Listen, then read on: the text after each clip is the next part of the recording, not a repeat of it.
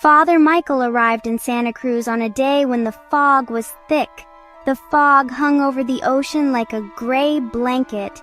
It made the tall redwood trees look like ghosts. He was not from California. He was from a place with snow and cold winters. The old Mission Santa Cruz felt strange to him. It smelled of old wood, candle wax, and the salty sea air. The church was beautiful, but it felt lonely. It held secrets in its quiet corners. Michael felt like an outsider, a new page in a very old book he did not understand. The people were kind, but their smiles never quite reached their eyes when they spoke of the church's history. He spent his first weeks cleaning. He dusted the pews. He polished the brass. He wanted to make the place feel like his own. The church was built long ago, a relic of Spanish missionaries and forgotten times. Under the grand altar, the wooden floorboards were different. They were older and darker than the rest. One board was loose. When Michael stepped on it, it made a hollow sound, a sound that did not belong. It was a sound of empty space, of something hidden away from the light. He felt a small shiver, a little thrill of curiosity that was stronger than any unease. Curiosity is a powerful thing.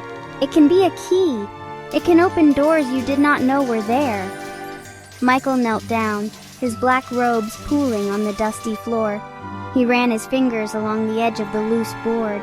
There was a small hidden groove, just big enough for his fingertips. He pulled. The board lifted easily, too easily. Beneath it was not dirt or stone, but darkness, a square of perfect, silent black. A cool draft whispered up from the hole, carrying a scent of damp earth and something else, something ancient and unknown, like the smell of a forgotten memory. He found a flashlight in the sacristy. Its beam cut through the darkness, but only just. The light seemed weak, swallowed by the emptiness below. He saw the top of a wooden ladder. It descended into the black. Where did it go? No one had ever mentioned a cellar or a crypt beneath the altar. The church's old records were detailed, but they said nothing of this. It was a secret kept by the very foundation of the building. He closed the board, his heart beating a little faster. He knew he could not explore this place alone. He needed help. He needed people who understood this town's deep and tangled roots. Michael needed someone who knew the town's whispers. He found that person in Lena. She ran a small, dusty bookstore downtown. Lena had grown up in Santa Cruz. She had a past that she never spoke of, a sadness in her eyes that was as deep as the ocean. But she was curious. Her mind was a library of local legends and half-forgotten stories. When Michael told her about the trapdoor, her eyes lit up with a familiar fire. She saw a story waiting to be read, a puzzle begging to be solved. She agreed to help, her quiet life suddenly filled with a new and exciting purpose. Lena knew they needed more than just curiosity. They needed science. She knew a woman named Dr. Eris Thorne. Eris was a geologist at the local university. Her family had lived in the area for generations. They had been here when the Spanish first arrived. Eris was a woman of facts and figures. She believed in what she could measure and prove. When Lena called her, Eris was skeptical. A secret tunnel under the mission? It sounded like a fairy tale, but her family name was tied to this place. She felt a pull, a duty to the history buried in the soil her ancestors had walked. She agreed to come, bringing equipment and a healthy dose of doubt. The three of them met at the church after dark. The air was cool and filled with the sound of distant waves. Michael, the man of faith. Lena, the keeper of stories. Eris, the woman of science. They were an unlikely team. They stood before the altar, their faces lit by the beam of Eris's powerful headlamp. Michael lifted the floorboard again, revealing the dark opening. Eris knelt and tested the air. "No toxic gases," she said, her voice professional and calm. "The ladder looks old, but it seems sturdy enough. She was trying to treat it like any other geological survey, but even she could not ignore the mystery. They decided to go down. Eris went first, her light cutting a path into the unknown. Lena followed, her hand gripping the old wood tightly. Michael came last, pulling the trapdoor shut above them. The click of the lock echoed in the sudden, complete darkness. They were sealed in. The air was cold and still. It smelled of wet stone and time itself. The ladder was short, only about 10 feet long. Their feet touched a solid stone floor. Eris swept her light around. They were in a tunnel. It was not a cellar. It was a perfectly carved passage, stretching away into the darkness, far beyond the church's foundation. The tunnel was not made of rough earth. It was carved from the bedrock with impossible precision. The walls were smooth to the touch, cool and solid. Eris ran her hand along the stone.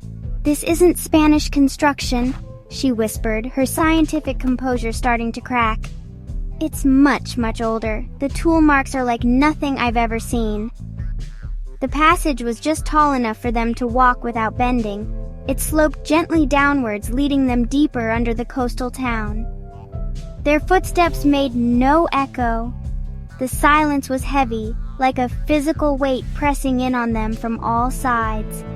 As they walked, they began to see symbols. They were carved into the walls at regular intervals. They were not letters from any alphabet they knew. They were not native petroglyphs or Spanish icons. They were strange geometric shapes that seemed to pulse with a faint energy in the beam of their lights. Lena stopped to trace one with her finger. It was a spiral made of interlocking triangles. "These feel familiar," she said softly, though she could not say why. It was like a dream she couldn't quite remember. The symbols seemed to watch them, ancient and patient guardians of the path. The air grew colder. A low humming sound started, so quiet they felt it in their bones before they heard it with their ears. It was a soft, resonant thrum, like a giant heart beating somewhere in the deep earth. Eris pulled out a device to measure electromagnetic fields.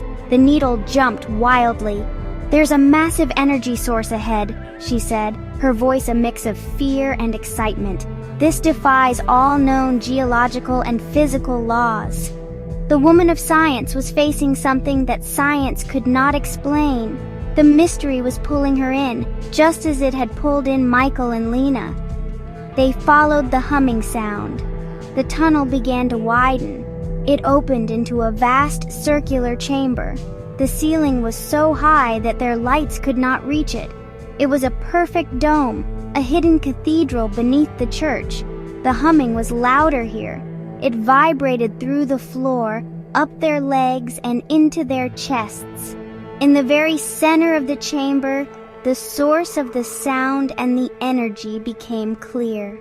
It was something that should not exist, something that broke all the rules of their world.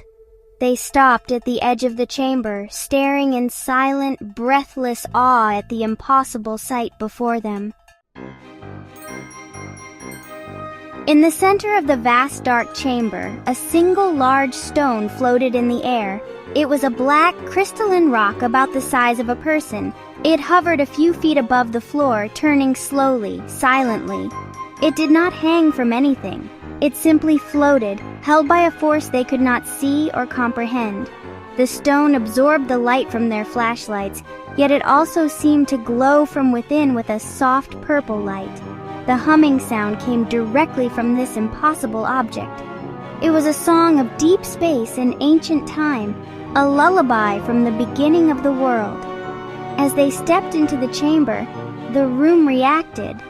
The symbols on the walls began to glow with the same purple light as the floating stone.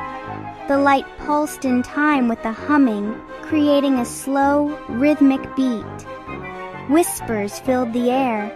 They were not in English or Spanish. They were in a language of clicks and chimes, of wind and water. The words slid past their ears, impossible to grasp, yet they felt the meaning. It was a feeling of welcome, of curiosity and of deep, profound sadness. The chamber was aware of them. It was alive. Lena felt a powerful connection to the place. The whispers seemed to call to her, pulling at the edges of her memory. She saw flashes of images in her mind. A sky with 2 moons, cities made of light, figures tall and strange. The sadness she had carried for so long felt like a part of this chamber's song. It was as if a piece of her soul had been waiting here for her to return. She took a step forward, her hand outstretched toward the floating stone, her face a mask of wonder and longing. She felt she belonged here, in a way she never had in the world above. Michael felt a different sensation. He felt a presence, an intelligence vast and ancient. It was not God as he knew him, but it was holy. It was a power that existed long before his church, before any church. It was the raw, untamed spirit of the earth itself. The discovery did not shake his faith. It expanded it. He realized the universe was so much bigger, so much stranger than he had ever imagined. His small church in Santa Cruz was just a doorway to a mystery infinitely older and deeper. He felt humbled, a tiny part of a cosmic story he was only just beginning to read. Their exploration was cut short. A few days after their first descent, a letter appeared on the church's front door. It was sealed with wax, but there was no stamp, no address. The paper was old and brittle. The message inside was short, written in elegant, archaic script. Some doors are not meant to be opened. Some secrets are meant to sleep. We are watching. There was no signature, just a symbol at the bottom of the page, a spiral of interlocking triangles, the same symbol they had seen on the tunnel walls. The warning was clear. They were not the only ones who knew about the secret beneath the altar. The letter changed everything. The sense of wonder was now mixed with a cold dread. Who were the Watchers? How long had they been guarding this place? Lena felt a deep sense of loss. She had felt a connection to the chamber, a feeling of coming home, but the warning made her afraid. The sadness in her past was a wound she did not want to reopen, and this mystery felt tied to it. Eris, the scientist, saw a discovery that could change the world, but she also saw a danger she could not measure. The unknown variables were too great. The risk was too high. Reluctantly, they all agreed to stop. Lena and Eris decided to leave Santa Cruz. The mystery was too big, too personal.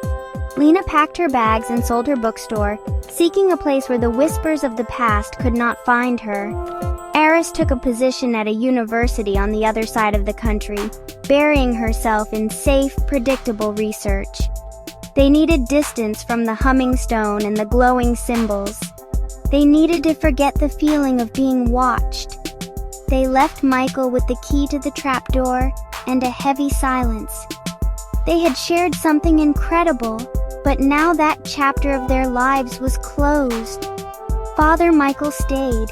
He could not leave. The church was his responsibility.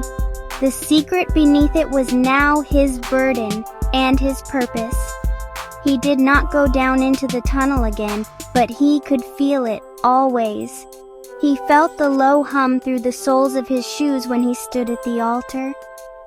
He heard the whispers on the edge of the wind at night. He was the guardian now, the keeper of the door.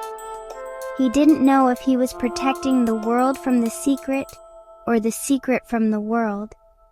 He only knew he was waiting, listening, and wondering what sleeping thing they had awakened in the darkness beneath his feet.